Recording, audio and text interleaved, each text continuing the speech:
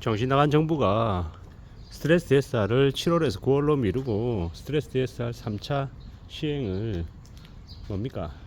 2025년 1월 1일부터 시행을 해야 될 거를 2025년 7월 1일부터로 왕창 뒤로 미루면서 사람들에게 되게 나쁜 신호를 줬어요.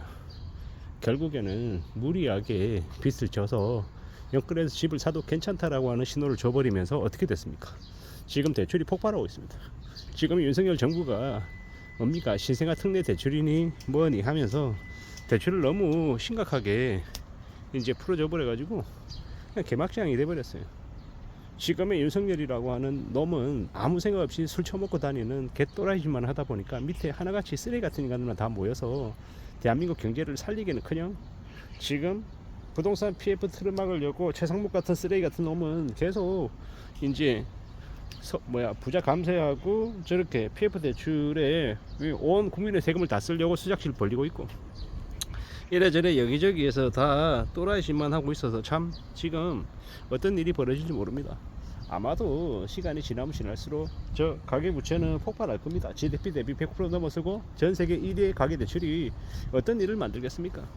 대출을 어느 정도 통제하면서 가야 되는데 그 건설사들 시행사들 이번에 집 안 팔면 도저히 집 못 판다라는 그런 분위기 만들어서 아무 생각 없는 개념 없는 30대들한테 다 빚쟁이로 전락시키기 위해서 왕창 대출 받으라고 저기 둔촌 주공 분양권이 피가 10억이 붙었다는 돈 22억 23억이라는 돈 온갖 개소리 하면서 그냥 이제 뜨들어대고 있는데 이런 짓거리들을 벌리다 보면 어떻게 되겠습니까? 결국에는 나라가 망한다라는 겁니다. 나라가 이미 지금 망해가고 있죠. 국가 신용등급 하락의 위기를 지금 겪고 있는 게 지금이고 앞으로 시간이 지나도 저 무리하게 빚을 진 이들이 자기들이 뭘 잘못했는지 어떤 수렁에 빠졌는지 못 느낀다라는 겁니다. 그냥 힘들다 조금만 버티면 부자 된다더라 10억 오른다더라 참아보자 이런 생각으로 아무 생각 없이 지금 이제 저렇게 살아가고 있는데 저런 바보 병신들이 어딨냐라는 겁니다. 지갑 오른다고 펌프질하니까 들썩들썩 옆집도 샀다는데 누구도 어떻게 한다라는데 그런 생각에 빠져가지고 저지랄을 하는데요. 미친 것들이죠. 정신 나간 것들입니다. 저렇게 살면 삶이 어떻게 되겠습니까? 망가지는 거죠. 엮어가지고 살면 부자가 된다고요. 참 그 시간을 어떻게 하려는 겁니까? 그 길고 긴 시간을 어떻게 견디려고요? 저런 짓거리들을 하나 라는 생각이 드는 거죠. 앞으로 아마 두고 보면 알게 됩니다. 어떤 일을 겪는지는. 이제 온갖 지옥 같은 일들을 이제 겪게 되는 겁니다. 살아도 사는 게 아니고 투자 피해야 되고 쓰리자 피해야 되고 개막장 짓을 이제 겪으면서 살게 되는 거죠. 참 어처구니가 없습니다. 그렇게 살아야 되는 사람들을 지금 이제 겪고 있는데 참 그냥 어이가 없는 거죠. 앞으로 아마 저들이 어떤 삶을 살게 될까 안 봐도 비디오죠. 매우 서럽고 매우 슬프고 매우 이제 우려스러운 일들을 이제 무지하게 겪게 되는 겁니다. 누구냐? 자기들이 스스로 그런 짓거리를 이제 선택했기 때문에 이제 망가지는 겁니다. 두고 보면 압니다. 앞으로 그들이 어떤 이제 아주 힘든 삶을 겪게 되는지를요. 참 많은 생각들이 들죠. 어쩌려고 저런 일을 벌렸을까?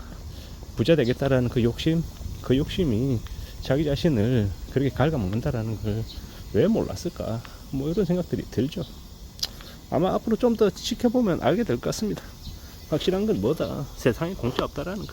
그리고 쉽게 뭔가 이룰 수 있는 거 없다라는 겁니다. 그러한 것들을 더욱더 잘 알아야 될 것 같습니다.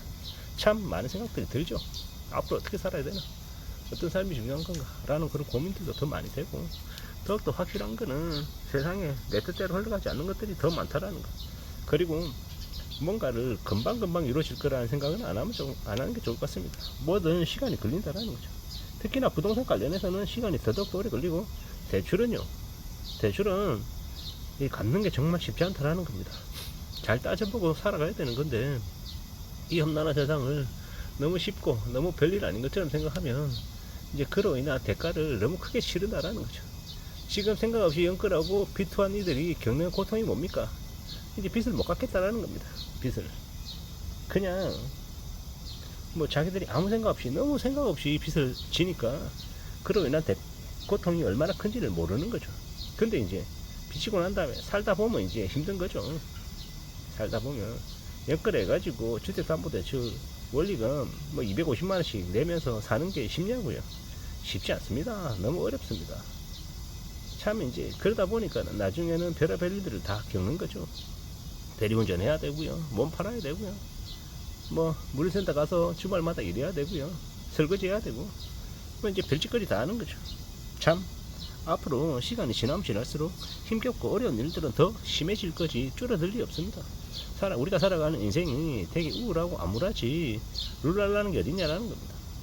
정의 바짝 차리고 살아야 되고 조심하며 살아야 되고 뭐든 신중해야 될 것 같습니다. 그러지 않으면 정말 지옥을 맛보게 되는 것 같습니다. 특히나 지금처럼 아무 생각 없이 빚을 진 이들이 너무나 많은데, 그런 이제 그들의 모습이 앞으로 우리 사회에 엄청난 교훈이 될 것 같습니다. 함부로 빚이면 안 된다라는 거, 누가 뭐라 그래도 본세에 맞게끔 살아야 된다라는 걸 그들이 알려줄 것 같습니다. 참 많은 생각들이 들죠. 뭐가 좀 잘못돼도 한 점 잘못된 것 같은데 어떻게 살려나, 어떻게 살아야 되나 라는 생각도 하게 됩니다. 확실한 건 자기 본세에 맞춰서 살아야 된다라는 거, 그리고 욕심 부리지 말아야 된다라는 거, 그게 더욱더 필요한 얘기 같습니다. 지금이야 집만 사면 다 부자가 될 것 같죠? 두고 보십시오. 1년, 2년, 3년만 지나도 분위기가 확 바뀌어서 부동산 거래 급감할 겁니다. 집값은요 우두두 떨어지겠죠. 떨어져도 사람들이 안 살 겁니다. 아니 못 살 겁니다. 왜냐? 대출이 그만큼 안 나왔어요.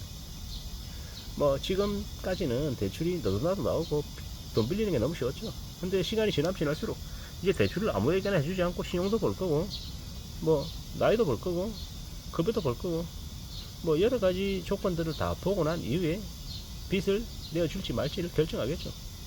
앞으로 더 힘들어지고 더 난감해지고 더 어려워지는 시국이 펼쳐질 것 같습니다. 함부로 빚 내고 집을 산다, 주식 투자한다 이런 생각들은 안 하는 게 맞는 것 같습니다. 빚 내가지고 주식 투자하고 뭐하고 하다가 인생이 끝장나는 경우가 너무 많기 때문입니다. 신중해야 되고 조심해야 되고 함부로 뭔가를 벌려서는 안 되겠습니다. 자신의 일상에 맞춰서 자신의 그 분수에 맞게끔 뭔가를 갖춰가고 생활하고 하는 게 제일 필요한 것 같다라는 말씀을 드립니다. 앞으로 살면서 더 우려스럽고 더 염려스러운 일들이 많아질 것 같습니다. 조심도 조심해야 되고 함부로 빚져서는 안 되겠다라는 생각이 더더욱 듭니다. 빚지지 않고 자기 분수에 맞춰서 살아가는 것, 그것만으로도 우리는 살아가는 게 버겁습니다. 힘듭니다. 그러기 때문에 더 조심하고 더 염려하며 살아가자라고 얘기하고 싶습니다. 차근차근 확실하게 안전하게 살아갈 생각을 해야죠. 그렇게 살아가도 이래저래 힘든 것이 많은 세상입니다. 정신 바짝 차리고 조심도 조심하면서 살아갈 것을 강구해야 되는 시대에 우리가 살고 있다는 이야기를 좀 하고 싶은 겁니다. 아무쪼록 조심 또 조심하며 살아가야 될 것 같습니다. 함부로 빚지지 않고 말입니다. 이상입니다.